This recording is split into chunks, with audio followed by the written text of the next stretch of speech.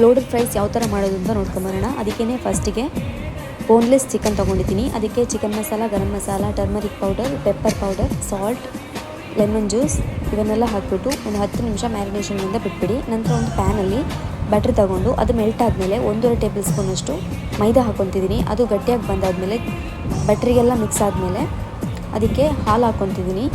ಹಾಲು ಕೂಡ ಸ್ವಲ್ಪ ಗಟ್ಟಿಯಾಗಿ ಬರೋ ಅಷ್ಟಿಗೆ 2 ಸ್ಲೈಸ್ ಅಷ್ಟು ಚೀಸ್ ಹಾಕ್ಕೊತೀನಿ. ಸ್ವಲ್ಪ ಸಾಲ್ಟ್ ಮತ್ತು ಪೆಪ್ಪರ್ ಪೌಡರ್ನ ಹಾಕ್ಕೊಂಡ್ಬಿಟ್ಟು ಚೆನ್ನಾಗಿ ಮಿಕ್ಸ್ ಮಾಡ್ಕೊಂಡು ಸೈಡಲ್ಲಿ. ನಂತರ ಪೊಟೆಟೊ ಮತ್ತು ಚಿಕನ್ನ ಫ್ರೈ ಮಾಡ್ಕೊತಿದ್ದೀನಿ. ಅದನ್ನು ಸೆಟ್ ಮಾಡೋದಕ್ಕೋಸ್ಕರ ಫಸ್ಟಿಗೆ ಫ್ರೈಸ್ನ ಇಟ್ಬಿಟ್ಟು ಮಾಡಿಟ್ಕೊಂಡಂಥ ಚೀಸ್ ಕ್ರೀಮ್ ಇದೆಯಲ್ಲ ಅದನ್ನು ಹಾಕ್ಕೊತಿದ್ದೀನಿ. ನಂತರ ಚಿಕನ್ ಹಾಕ್ಕೊಂಬಿಟ್ಟು ಸ್ವಲ್ಪ ಟೊಮೆಟೊ ಕೆಚಪ್, ನಂತರ ಮಯೋನೈಸ್ ಇವನ್ನೆಲ್ಲ ಹಾಕ್ಕೊಂಬಿಟ್ಟು ಬೇಕಿದ್ದರೆ ಮತ್ತೆ ಚೀಸ್ ಹಾಕ್ಕೊಬೋದು. ನಾನು ಹಾಕ್ಕೊತಿಲ್ಲ ಇಲ್ಲಿ. ಮಯೋನೈಸ್